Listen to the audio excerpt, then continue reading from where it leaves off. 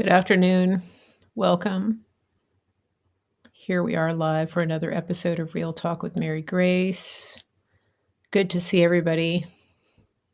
Hope everybody's having a great day.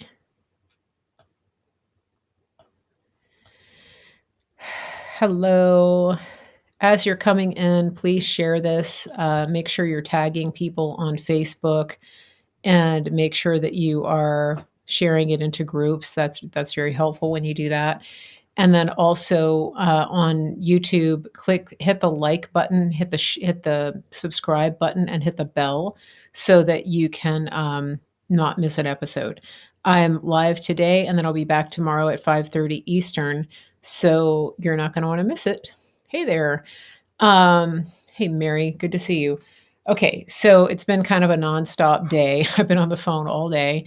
And let's see, somebody said they got their superfoods today. That's great. Awesome. All right. So anybody want a barley update? Here's the thing. I got him a little tower so that he could be on set. And he was on it earlier when I was on a Zoom. And now he's on his other tower, which is over there, and he's not on camera. He's just being his usual self. And so, of course, he is going to do his own thing. I tried. Everybody wanted to see Barley, and he is he's like right there. Anyway, so here we are. Barley is in the room. He's just not on camera, but it'll happen. I think one day he'll come back. Okay. Let's see. Hello, everybody. And a Barley live cam. As long as Barley is happy. Yeah, Barley was pretty agitated yesterday. He was up by the kitchen door, and it's pretty funny. He loves having that door open, and he was sitting up there with his little feet on the door, and the catbird out on the deck was teasing him relentlessly. And Barley, I think, was about to go through the glass. It was crazy. I'll show you the video. Um, One morning, I was in the kitchen, and Barley was crying like really bad. Like a toddler. He was in the corner by the door, and he was crying his little head off, like he was wounded.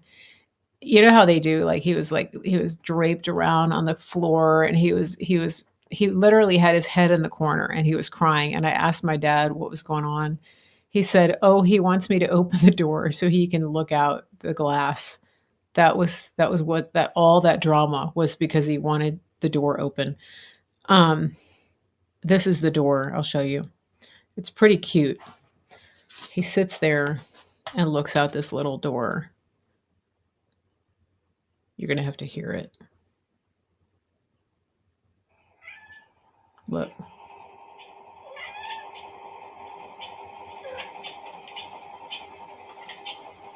Do you hear that chirping sound? That's the bird. Watch his mouth. Watch Barley's mouth.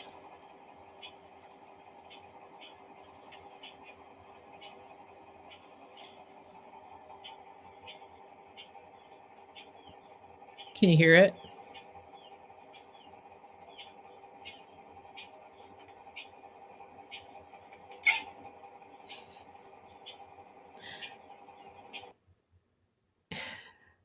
He's huge. I would say, yeah, he is communicating. I think he's communicating that the bird is going to get in big trouble. Barley is incredibly vocal. Yeah, he was like, it was pretty funny.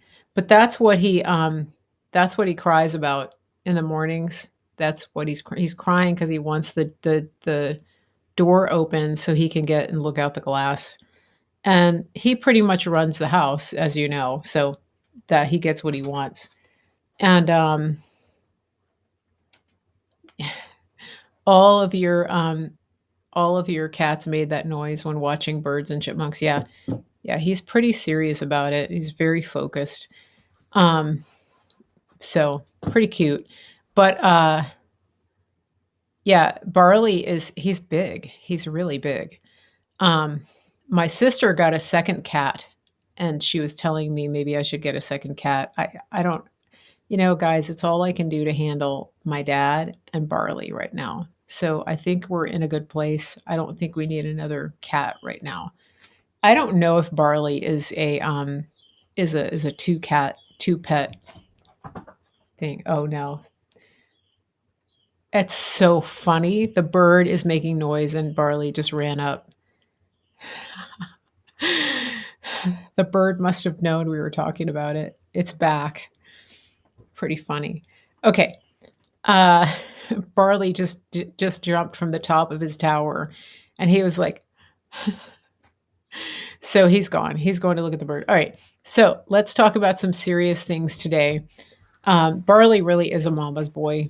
He is um, totally connected, attached to me. He follows me around. All right, what are we going to talk about today? Not much going on. Another slow news day, right? So crazy. So here's something that I think um, some people might not know that's going on.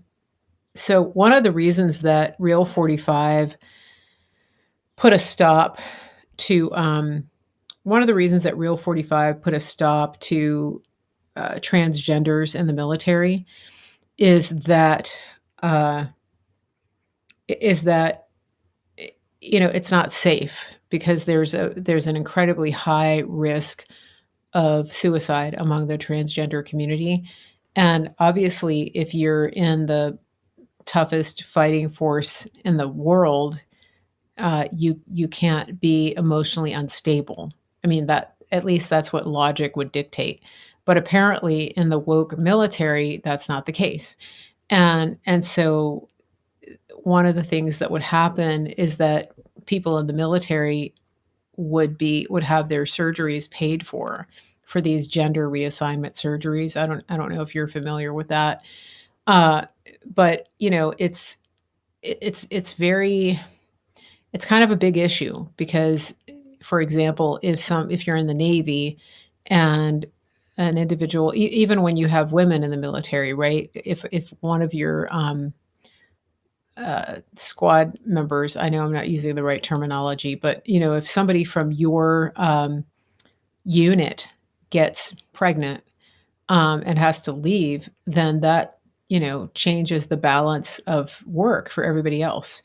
And so when you look at somebody who goes into the military and then basically uses the military to pay for their reassignment surgery, I think it's a big issue, and and I think that it's pretty frustrating, because here's an article in the Populist Press. It says, they're in the beginning. The VA, the Department of Veterans Affairs, is in the beginning stages of enacting a new policy that will pay for transgender veterans to get sex changes. So again, one of the reasons that the military that the president banned them from the military is because of the danger that they pose to themselves and to others.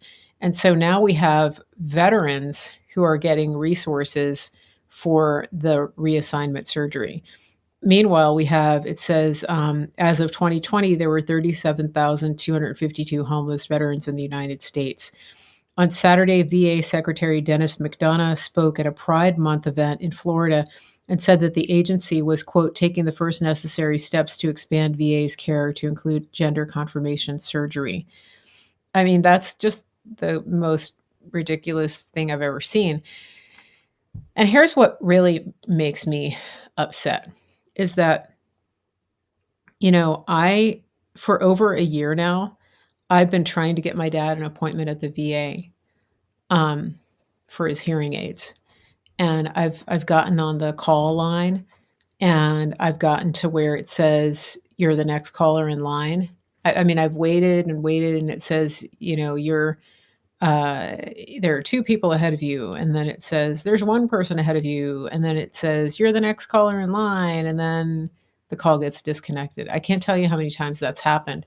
And then I tried going into the eVet portal and I set up an account for him, or I tried to, and then I went through all of that process, and then it, and then a screen popped up that, and this was after I had to create a new password like 8 times because I didn't, I kept missing the criteria. It has to have a capital letter and one number, and it has to be between 8 and 12 digits, and all that. So then I finally get all that, and then I click submit, and then it says, we're sorry, this service is not available right now. Thank you for your service to the country. And so, I mean, I'm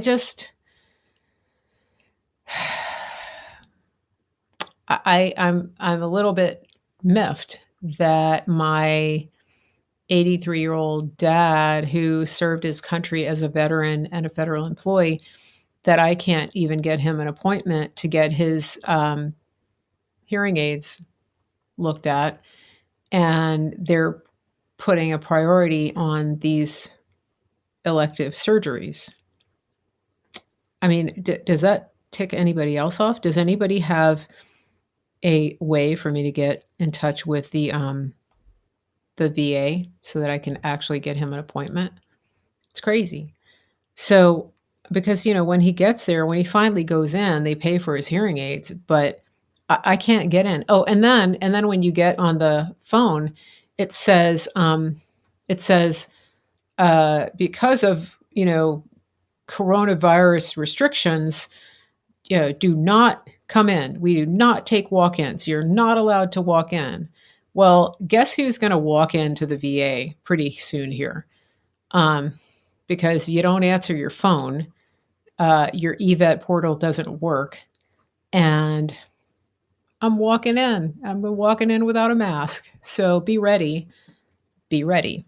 All right.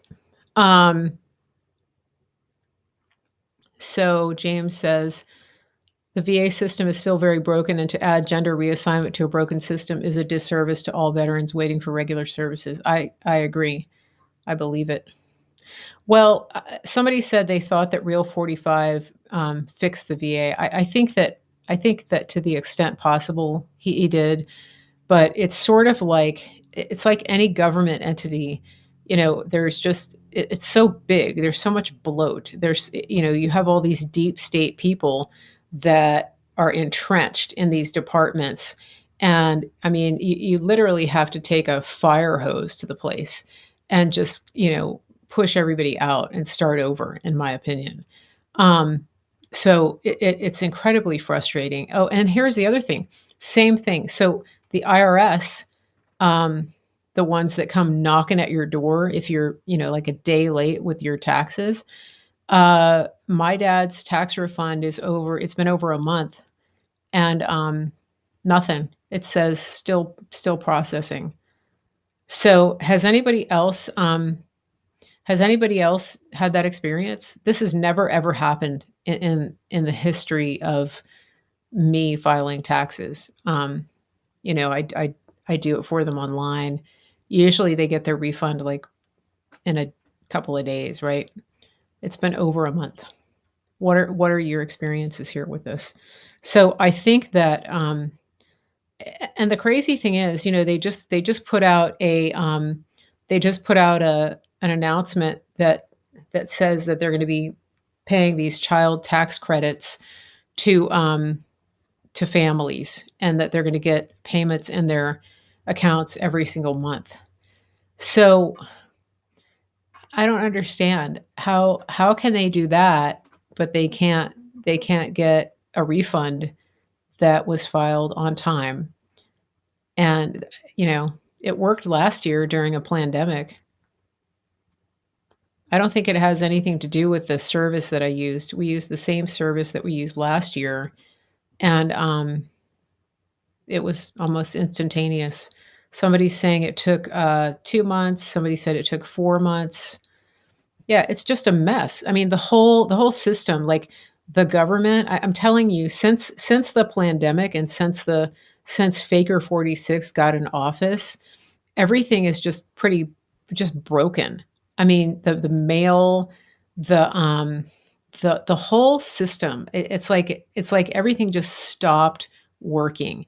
Even the mail. Even for example, we I was getting some things from Amazon for my kitchen, and I had packages coming a couple of days in a row, and so all of a sudden, we came home one day. I was with my dad, came home, couldn't get in the driveway because there was a big package right in the middle of his parking spot. So I had to get out of the car, move the package, and then I could drive into the parking spot. That never happened before. And then the next day, same thing. We had another package. They put it up against the pillar on the carport and it rained. Mind you, our door, we have two possibilities of doors that are completely undercover, where logic would dictate that if you have a package, you walk the extra 10 feet all the way up to the door and you set it there. So whoever was delivering our packages was just literally like stopping short of the door. So I had to call them. I talked to somebody from the postal service, and she explained to me, I think I talked about this a little bit, but she explained that you have to designate specifically that you want the package delivered to the door. I kid you not. And then the third time I actually chased down the postman. He had delivered my package and it was in the middle of the carport again. And so I chased him down the street, and and he came back, and I had to show him. I had to I had to walk him to the door and say, I want the packages right here. Because up until a week ago, this was actually happening. Like it worked. Yeah. And so I didn't think that you had to go to such great lengths to tell a package delivery driver to deliver a package to the actual door. But this is what's happening. And see, and this is what they want. This is what the powers that be want. They want they want a broken system. If you've ever been in a third world country, if you've ever lived in a third world or a communist country or socialist country, you know that this is the way things work. That nobody takes pride in their work. Nobody has any logic with the way that they do things. There's no, like, the work ethic is almost non-existent, especially when you have people who are just living off the government dole. They have no motivation. They have no pride of work. They have no pride of accomplishment. Nothing is merit based. And so nobody cares. And that is what they want. They want to create an entire society that it's a third world society. That's all I've got to say.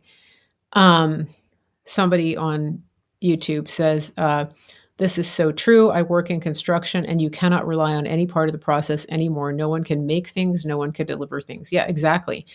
I mean, I have some friends who are getting a house, an addition built, and they said, I mean, it's been crazy. It's been crazy because just getting things, getting things delivered, even just to get the work done, has been a massive challenge. And yeah, the thing that I've noticed is that there's like customer service is non-existent, and they're just using the pandemic. Um, they're using the pandemic as an excuse. Somebody said at New Jersey, "Oh, you wait for hours at the DMV, and they take your license, and you must wait 2 to 3 weeks to be mailed one." Yeah, that's crazy. Um, yeah, it's completely gone down the toilet, the whole process. Uh, so it's an attitude. And one of the things that I've noticed, and I've talked to people about this, is that the culture and the attitude really comes from the top. I mean, when you have an entire party telling you that you deserve to stay home, and that the black plague is going to get you if you leave your house, and so we're just going to send you a check and tell you to stay home and binge watch Netflix and eat, chicken fingers and fries all day long, then that is not creating a culture of excellence. That's not even creating a culture of merit or anything like that. That's coming from the top. And so, because think about it, Real 45 inspires people to greatness. Um, and that is really the difference.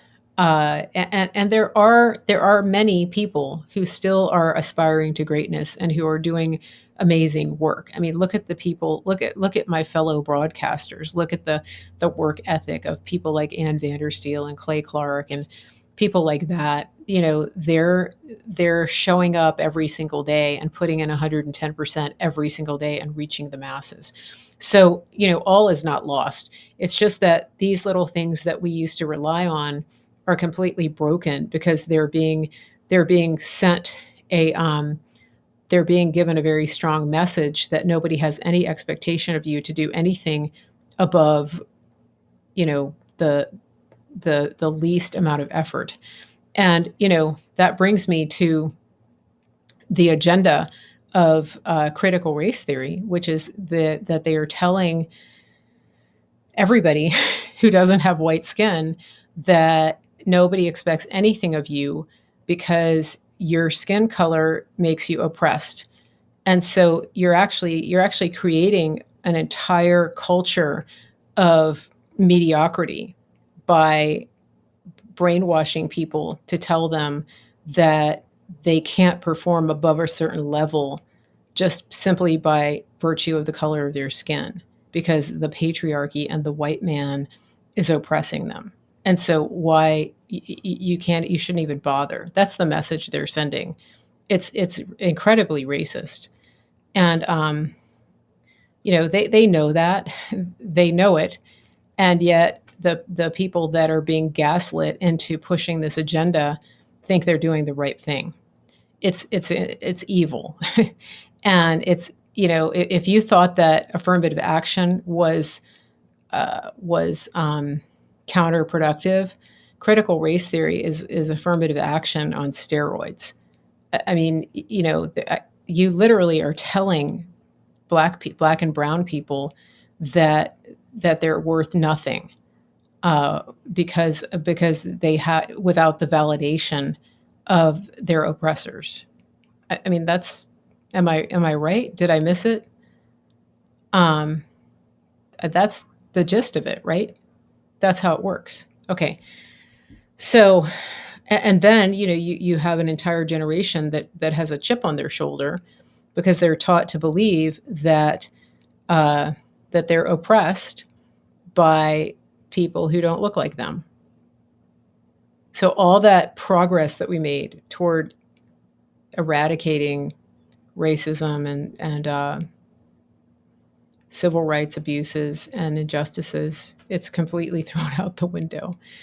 And the crazy thing is, they're getting it into conservative areas. It's rampant in Iowa, which I think uh, Real 45 won by I think 9%.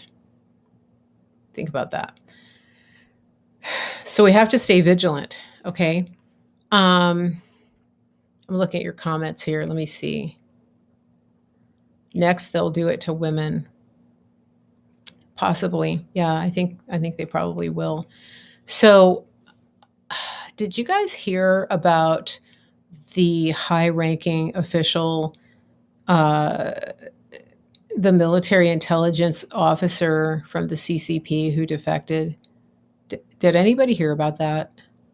It was Brian Cates was writing about it. it was one of his better pieces of reporting. Anybody see it? The chat is going really slowly. Yeah, dong. Exactly. So let me just read you this. This is a piece that Brian Cates put up. And I want to say something.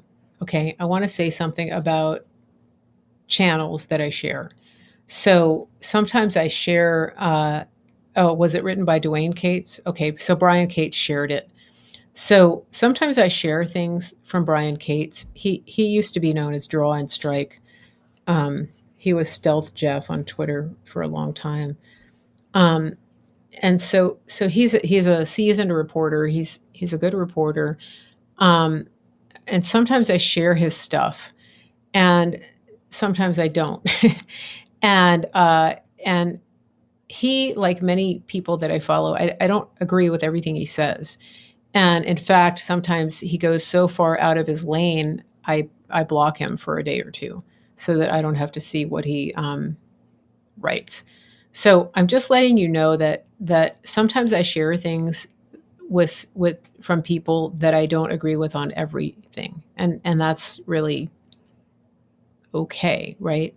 So if you go to a channel that I shared and you see them going off the wall about something, off the rails about something, and you think, why did Mary Grace share this person? Um, it's because they do for the most part have, reasonably good reporting, and so you just have to eat the meat and spit out the bones, because when Brian Cates goes out of his lane, he's so far out of his lane, it's annoying. So that's just my opinion, but you take it for what you will. But I'm going to read this. So uh, okay, so I'm being told that Dwayne Cates wrote this. I just got it from Brian's timeline. All right, they're brothers. All right. I'm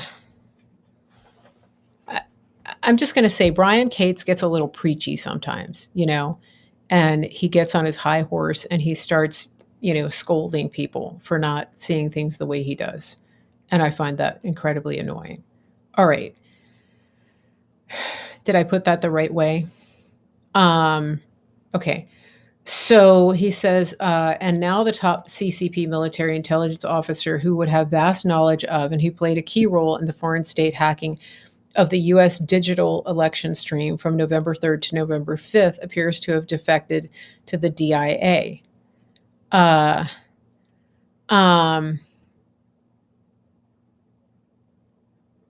DIA. Does anybody remember who was the head of the DIA before Russiagate? General Flynn. Okay. The details of Dong's defection were set up long before he actually did it, and so the Biden administration played no role in it whatsoever. Remember, when the CCP demanded the U.S. hand Dong back over to them in the meeting in Alaska in March, Secretary of State Anthony Blinken, responded by saying the U.S. didn't have him because Blinken didn't know. How about that?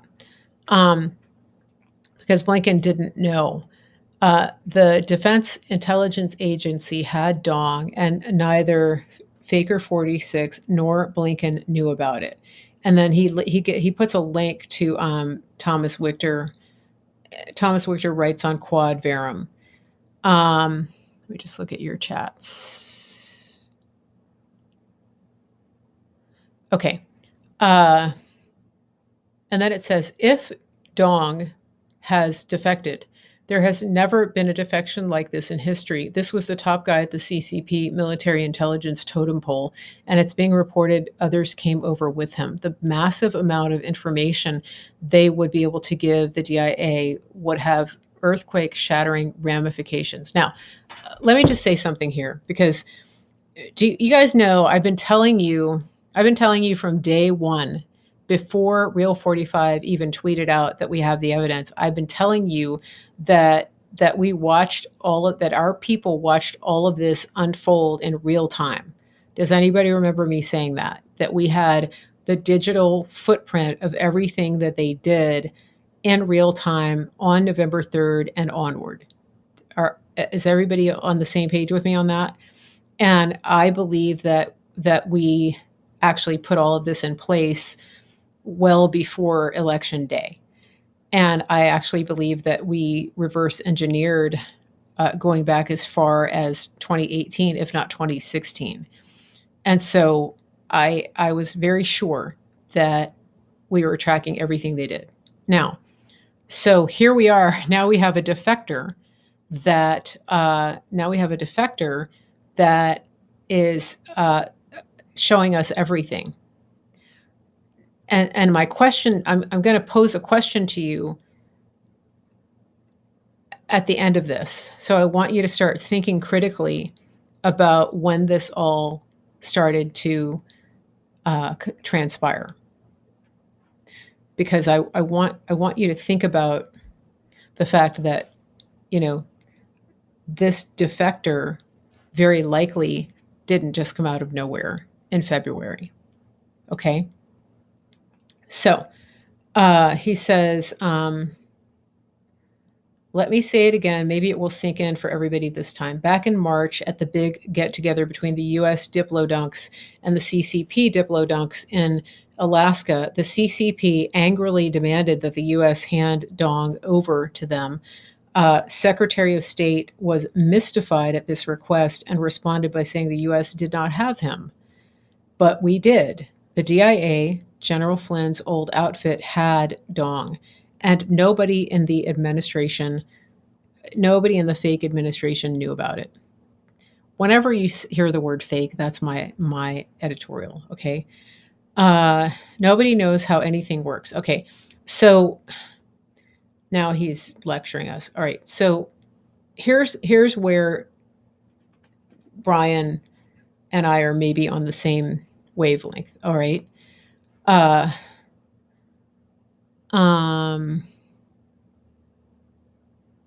Okay, just engage a thought experiment for a minute. You let them steal the kitchen because you knew trying to prevent it with federal or military force wouldn't work. Even if you prevented the digital vote switching by foreign hackers, corrupt local and state officials had fake ballots at the ready. You'd have had to send in the feds to seize control. It would never have worked. You leave the White House, but it's okay. See, you've already arranged for the CCP's top spy master and several other key people to defect, and they're coming over with all the proof you'll need. About the vote switching that the CCP did, about who was paid off with CCP money to commit election fraud in our states. Where did Mike Lindell get the real-time election stream data packets? I'm starting to form a theory about that. So here's what I'm thinking. Remember when Real 45 signed that executive order about election interference? That was in 2018. That was in September of 2018. And so is it possible, could it be possible that, now let's go back to 2016 for a minute. Now I'm inviting you into my thought process right now. Let's go back to 2016 and let's think about the fact that they were absolutely certain that she was going to win. And when she didn't, they immediately went to the Russia, Russia, Russia narrative. Well, we all know that she was actually, her server was actually wide open to China. Do you remember that? The basement server? She had an SAP and it was a pay to play arrangement. Does everybody recall that scenario? That pretty much any time they did anything for the Chinese got rewarded with direct access to her server. So think about who really would have been behind stealing the 2016 election. Would it have been Russia, Russia, Russia, or would it have been China? Think about that. And so if you are General Flynn and the White Hats and you are trying to restore the republic and give the power back to the people and make sure that nothing like this ever happens again, wouldn't you would you get people from that entity to turn early on, or would you wait until the last minute and try to get them on your side in 2020? Is it possible that some of these defectors were recruited back in 2016 or earlier to help us and to give us inside information about how exactly this was going to go down? What do you think about that? Is it possible that we already had everything in place, that we were getting all of these assets in place early on? This is what's happening with Project Veritas as well. And think about the trips that Real 45 took very early on, the first trips that he took. So, and remember, when we talk about China, we can't talk about them without talking about Iran, because they're like this. So my thinking is it's possible that we actually already had, that this was part of the plan all along, that we had these people in place, that we had these assets who were double agents. Okay, right? And so think about that. And so it's like with Project Veritas, some of these people that you see coming forward as whistleblowers, I'm going to submit to you, because I know that some of these whistleblowers have been in these organizations for quite some time. They may have started out as legitimate employees and then turned into whistleblowers, but they're also operatives that have been placed into these places of business, specifically as undercover operatives for Project Veritas, and then they come forward as whistleblowers. That's part of the MO. Okay. And so,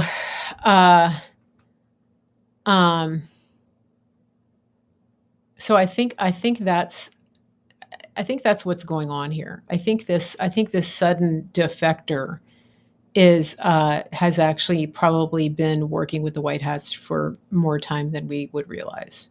All right. Yeah. So infiltration, not invasion. Right? Infiltration goes both ways. And remember, FISA goes both ways.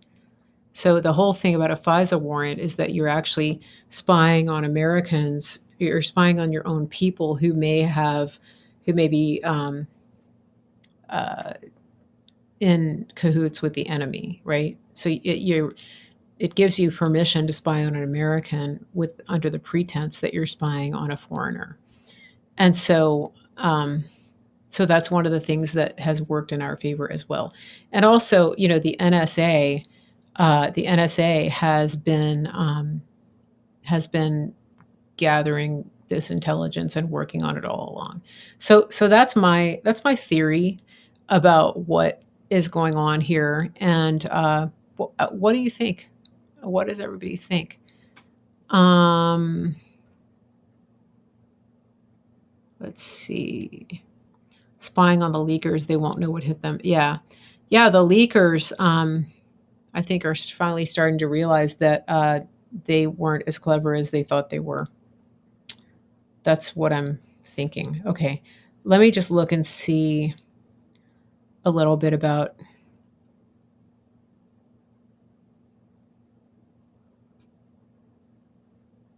Yeah, I think it's quite likely. So one of the things that I think is, it's frustrating to look at what they've been doing all this time, that Faker 46 has been able to destroy things so quickly. But I think when the turnaround comes, I think there's going to be a lot of things that are repaired and reversed a lot quicker than people realize. And that's because we have the supernatural, because we have God on our side, and because we see God turn things around like that. And so I wouldn't get discouraged about what you see with your own eyes, because throughout the history of the Bible, of God's people, he has always turned and reversed and rebuilt and restored in the blink of an eye. And so I wouldn't be too discouraged about this. I wouldn't let this get you down. Um, and I would say, I would actually implore you to be focused on what God can do, because He is above all, and He has the ability to turn things around in a way that you could never expect. And in fact, I would just encourage you to expect Him to turn things around in a way that you could never expect. And so just don't let your heart be troubled. Don't let yourself get dragged down with the narrative that nothing is going to happen, that it's not going to be fixed, that they've won, that this is terrible. I mean, don't go into Eeyore mode, all right? Because that's actually the kind of discouragement that you know the devil wants you to live in. All right.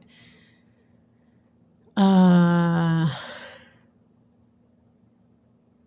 some people don't get the big picture. Listen, um, there's a lot of people that don't get the big picture, and there's different reasons for it. Some people are just they're not really deep critical thinkers. That's just the way they're wired. Some people don't want the big picture.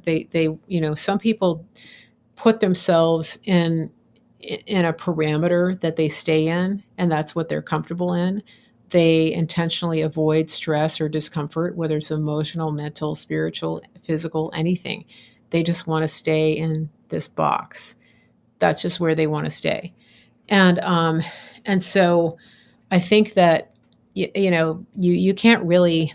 It's frustrating, but you can't make people see things that they don't want to see. That's just the way it is. Okay. And uh, so, yeah, I mean, I wouldn't focus too much on that, because if you do, you're going to drive yourself crazy. And maybe that's just from being a teacher for all those years.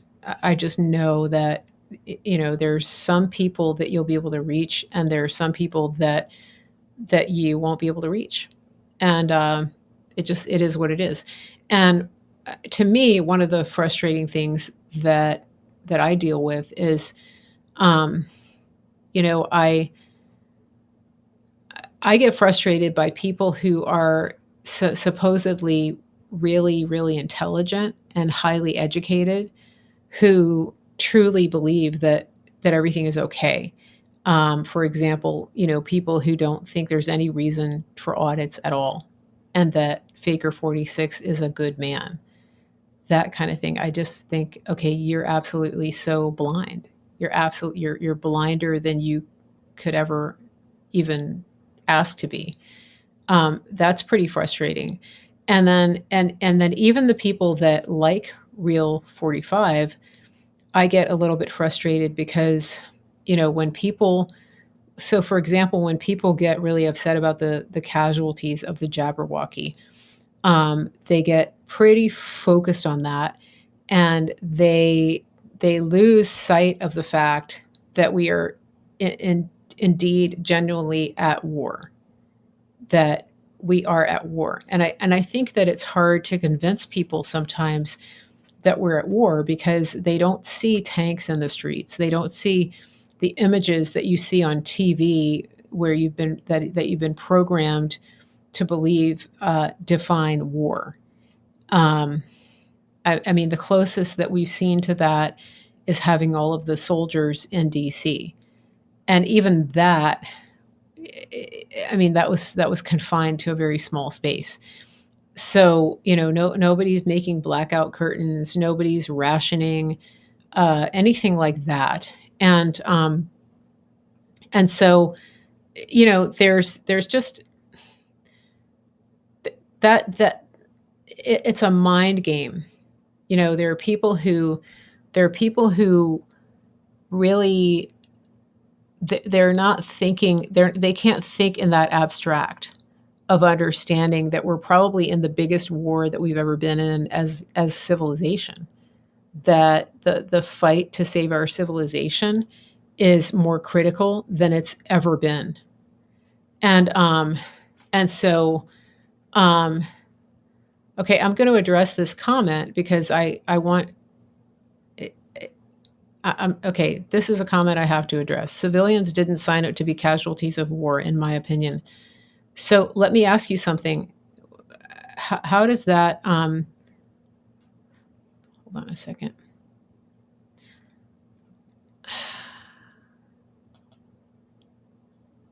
Let me put my thing back.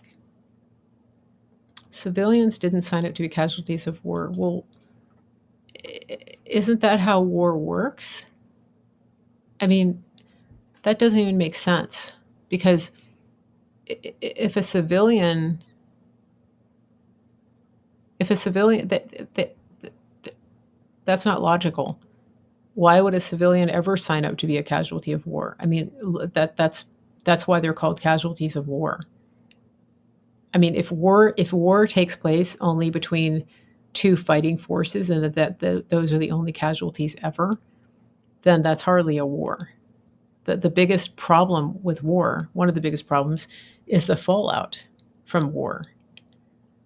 I mean, like, that's not something you sign up for. Nobody wakes up one day and says, we're at war. Let me go sign up to be a casualty of this war. Just think about that. I mean, how logical is that? So that's just a thought.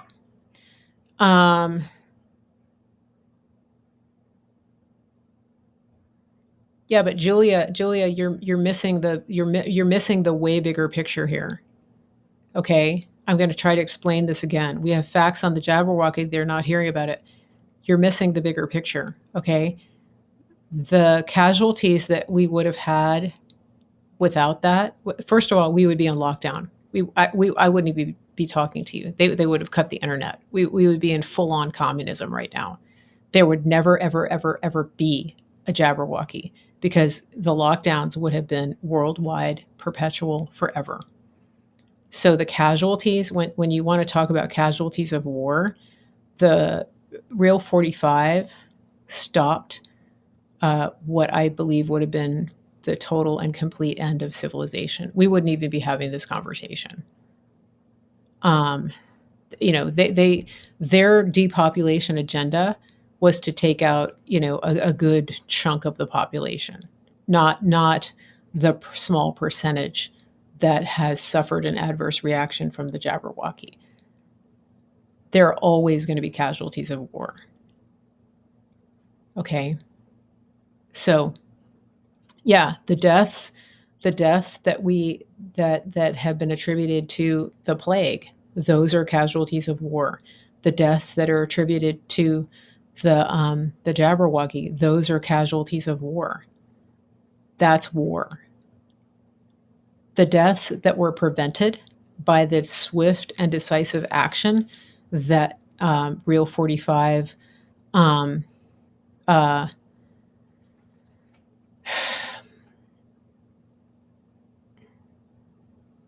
that Real 45 prevented. Okay, what if can you delete that name from the chat? What if Real 45 gets reinstated? The lockdown would have ended. That's a big what if. So you're saying that he should have just gone with total lockdown in the whole world and allowed the sociopath to run amok with your life and mine. I don't think you're seeing the bigger picture here. The Jabberwocky absolutely gave us the ability to open the country. Just end of story. Okay. This is it. It's incredibly short-sighted to think that that he had other options. So hopefully you'll see it a little bit differently. Because that was that was a no-brainer for him. It was, it was like mass catastrophic world casualty event, or get this thing out and get the country open. That there, it's not even there. There was no comparison of the total devastation. Like when I say that we wouldn't be having this conversation, I need you to understand. You might not even be here to be thinking about the Jabberwocky if he hadn't done that. Okay, so yeah, I mean, people do need to do some reading on past wars. Okay, let me. I've got to wind this up, but I wanted to just. I just want to remind people: make sure that you write to me and get a promo code for superfoods, because we're doing a superfoods reset starting in July, and that's going to be on Facebook. So if you're on Facebook, great. If you're not on Facebook, that's up to you. You can still get superfoods. So write to me, info@marygracemedia.com, and and make sure that you get a promo code so you can save over $100 off of your transformation. I will be back tomorrow at 5:30 Eastern on this channel. Please make sure that you share this. I do appreciate all of the sharing. And when you come back to watch the replay, leave a comment, because that makes it go up higher in the comments, or in the feed. So whether you're on YouTube or on Twitter or on Facebook or Cloud Hub, just go ahead and leave comments after the fact. And I will be back tomorrow at 5:30 Eastern. I do have to run, but thank you everybody for all of your comments and for all of your interaction here. And I will be back. Thank you to my moderators as well. Take care, and I will see you tomorrow.